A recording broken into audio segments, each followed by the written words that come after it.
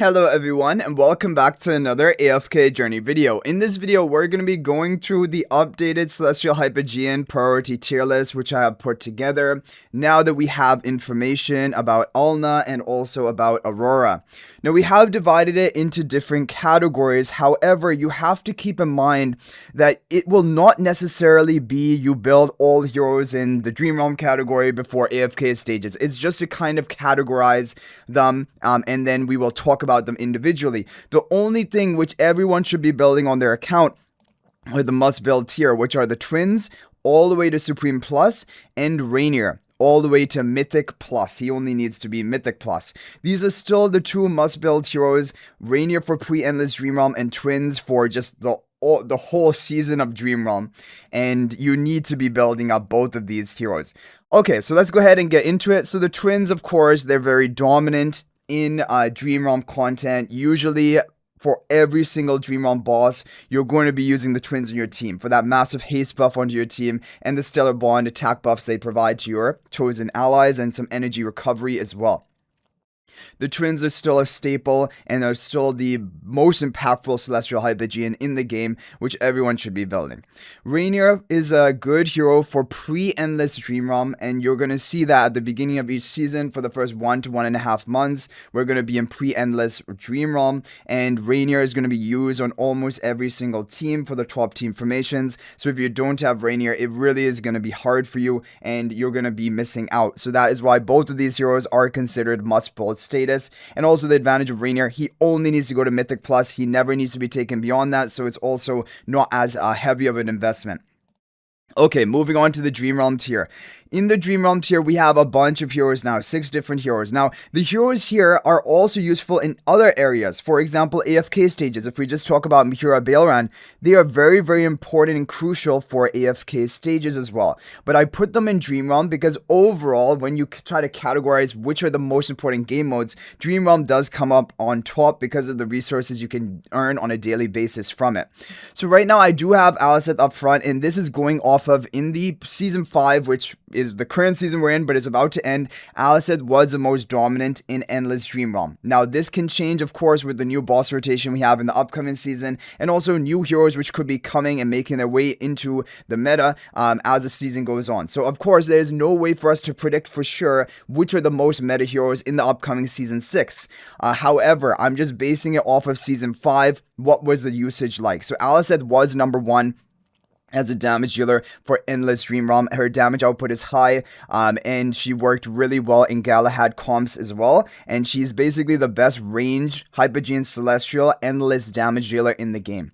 Mehira was also the second best in terms of usage in Season 5 for Endless Dream Realm. She was used as a buffer, but also as a high damage outputter, and she was also really good for the Blightshroom Dream Realm boss, which is coming back because in that boss you cannot use the twins because, well, you can use them, but they're not effective because they can't cast their ultimate and basically keep providing haste buff. But Mehira can provide haste buff from her skill, but of course it is a much lower haste buff value compared to the twins.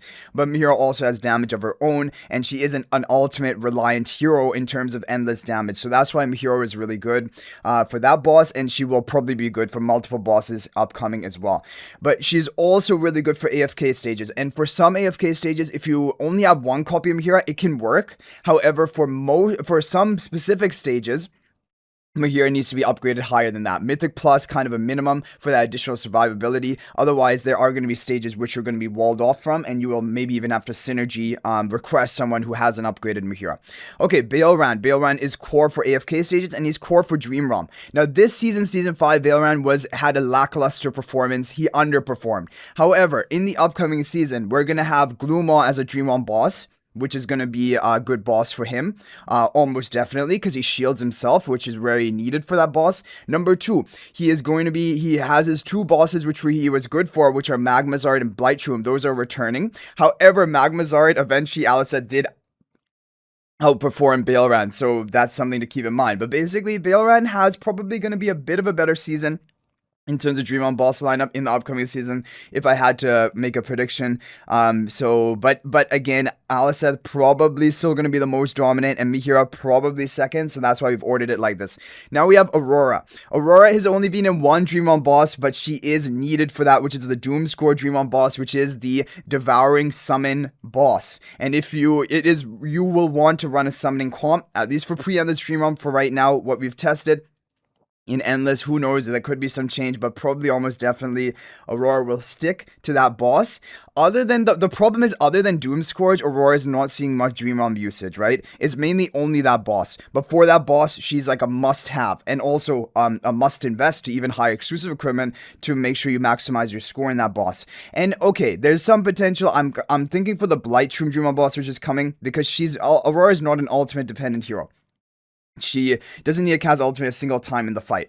So there's some potential that she could have there. We'll have to see about that. That's coming tomorrow. So Aurora overall, still more meta in Dream Realm in my opinion compared to Phraesto and Harak. Now Phraesto and Harak, these are the heroes which are at the verge of extinction. Harak still has Necrodraken boss coming back, which is good for him. It was his best overall boss, but like Aliceth even outperformed him in Necrodraken Endless. So Harak has issues. Definitely, it is not looking good for Harak. However, there are going to be those niche circumstances where he is the best. He's also the best for Ravage Realm, Titan Reaver. So for boss content, Harak still isn't strong. But the thing is, for Dream Realm, nowadays, in the present situation, it's not a real priority to build him, especially for newer players. But for older players who haven't built, definitely keep him with his exclusive equipment, plus 20, plus 25, whatever, because he is going to see some usage. And then Phraesto as well. Phraesto has some occasional usage in Dream Realm, Endless as well. And sometimes top teams, usually not, but sometimes. And so he's also a hero that he's on the verge of being extinct from the meta, but he still is used in some teams, so he's still sticky and still like a priority to keep upgraded in exclusive equipment if you have him already. But if you're a new player beginning right now, like, you know, these big 5 heroes up top that I'm just circling right now, Twins, to Baelran. Those are the big 5 you want to be building before you touch, like Aurora's free, but before you touch Phraesto or Harak. Okay, now for AFK stages. So Saida is the queen of AFK stages, and she will continue to remain the queen of AFK stages until there is a massive shakeup in stages, or until there is another new meta AFK stage hero. So Saida is essential all the way up to plus 15 exclusive equipment Supreme Ascension minimum, if you want to get her value for AFK stages. And really, if you are a player who pushes Apex stages of AFK, you will need to have Saida built. If you don't have her, you can still eventually push, but like, you're not going to be cutting edge pushing, basically. So if you want to be your district first, your guilds first, your servers first, you will need to have Saida built to Supreme Plus if you are trying to do that in AFK stages.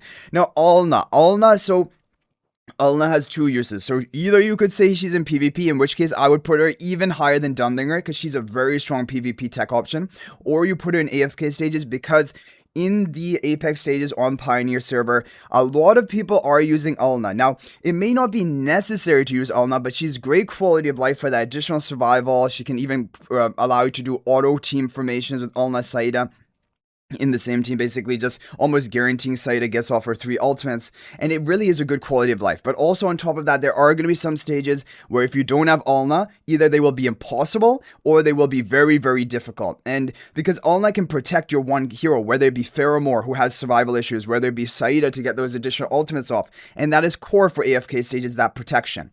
So Alna is really key for AFK stages and also really dominant in PvP. So Alna is a really overall solid hero. I'm a big fan of Alna, and I would recommend a player to be building Alna before Dunlingr, before Athalia, in the current meta. That's what I would say, even for PvP. Like, she's a top priority PvP hero in my opinion, because she can work with so many heroes. She can work with your Shamir as a hyper carry. She can work with Cryonaia as a hyper carry. She can work with melee heroes as a hyper carry. Like, you can use her with so many different options in PvP, and she will always add value to the team.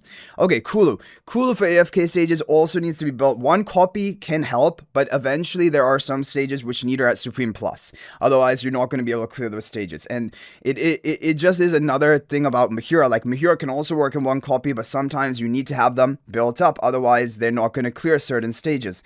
And so Kulu is a priority. If you're a real cutting edge AFK stage pusher, you're going to need to have Saida, Alna, Mehira, Kulu all of them will have, and of course Baelran, all of them will have to be Supreme Plus if you really want to be pushing cutting edge AFK stages. So there we have Kulu. And Kulu is also not bad in PvP, but like obviously her major role is AFK stages. Yeah. Okay, so for PvP, we still have Dunlingr and Athalia. They are still strong heroes, of course. Dunlingr for blocking ultimates, and Athalia as a long-term damage dealer, especially comboing with the Saida, who cannot be killed, or an Igor on the team. Athalia has a lot of long-term value in a fight. So these heroes are definitely strong. There's no question about it. And like if you've invested in a Dunlingr and Athalia, they are strong. You're going to make use of them in your Supreme Arena, your regular arena, things like that. However, Athalia specifically, I would, for free-to-play or lighter spender players, even if you're thinking about a PvP investment, I would really stay clear of Athalia, because the thing is, Athalia is like, she's a hyper carry, right? And so if you only get her to Supreme Plus, you're not going to have much value. You're going to need to really, your hyper carries need to be Paragon 4 eventually. But Dunlingr Alna, if you get these heroes to Supreme Plus, you are going to see massive value in PvP. You can just run these two tanks at Supreme Plus, because they get their job done, and then you can have your hyper carry in the team, whether it be Mehira or something else that is like Paragon 3, Paragon 4, and you can actually create a really strong meta team. But Athalia, because she's a hyper carry, she's very expensive, right? She's a high maintenance hero. You need to be building her high Paragon if you want to see value for her in PvP. But of course, the players who are the higher spenders, they can Paragon upgrade her, and she can be really good. Cryonaia as well is a solid hero.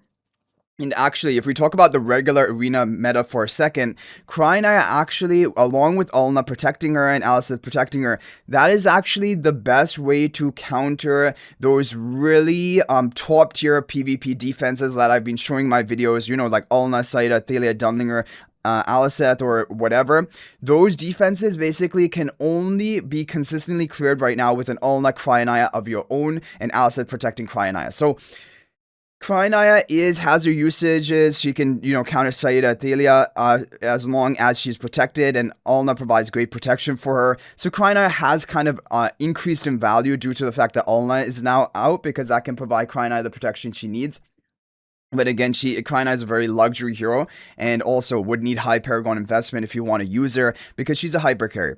Then we have the skip tier. I'm not even going to bother talking much about these heroes. Every single one of these 4 heroes you should not be building, even if you are a higher spender player. Honestly, Paragon upgrading your Cryonaia, Paragon upgrading your Athalia, those are going to be way better hyper carry investments than, for example, Dionel. Of course, for the people stuck with Dionel, if you have a Paragon 4 Dionel, if you have a built-up Dionel from early days, then of course you will make use of him, or try to make use of him. Not always. Like maybe in Clash Runs you can make use of him. But like honestly, these heroes, these are all out of the meta. And all of these heroes are the first basically 5 heroes to ever be released in AFK Journey, 5 or 6. Talene, I don't know if she was 5 or 6. But Dionel, Scarlita, Berial, they are all the first 3 of the Celestial Hypogeans which were released in global launch. And they're all basically out of the meta now, because of course power creep happens over time. But Reinier is still holding strong. He was also a global launch hero, and he still is a beast. So anyway, guys, that is going to be the rundown for the tiers. Hopefully, this is helpful. And yeah, you can feel free to share your own thoughts and opinions in the comment section down below. Just again, a reminder that this is not for example, build in order of tiers. These are categories, Dream Realm and AFK stages. It depends. What are you trying to prioritize? And we did talk about it. The heroes towards the end of like Dream Realm here, these are not priorities to be built. And like if you really want an effective account, what I would say is twins to Baelran. These are the big ones you want to build up with the Aurora, who is free, and then you can begin doing AFK stages like Saida. You can build Alna for PvP. Like really, if I would have to call it, it would be twins Reinier, Aliceth, Mehira, Baelran, Aurora for free, Saida, Alna. These are the big sort of however many 8 heroes you want to be building. Reinier to Mythic Plus, others to Supreme Plus. Then you're going to see a lot of value for AFK stages, for Dream Realm, for PvP. Basically, you have a good core set of heroes and going to do really well for you. The other ones, of course, they're important like we talked about, but they are not as high priority. So I hope you guys enjoyed the video. Thank you for watching. Good luck in your Stargaze summons if you're going to go for that. And of course, also make sure that you're now saving resources. We're going to have a Hypogean hero coming up after in probably beginning from phase 2, which is gonna be like maybe only 40 days from right now, and that hero is expected to be a Hypogean support.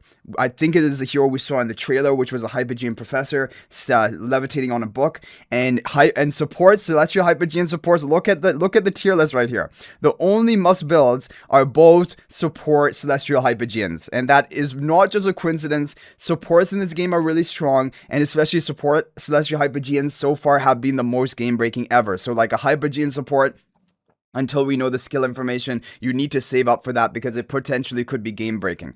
So thanks for watching, guys. That's going to be it for this video. And if you think about making a purchase in AFK Journey, please use my affiliate link for the official Farlight store. This is the best way you can support me and also gain 5% bonus dragon crystals on your purchase. My affiliate link is in the description of this video and a pinned comment. And you can actually bookmark this link in your browser. And whenever you're planning to make a purchase, just return to the bookmark link and make your purchase. It will support me and be greatly appreciated. So thanks for watching. I'll hopefully see you in the next video. And until then, everyone, peace out for now.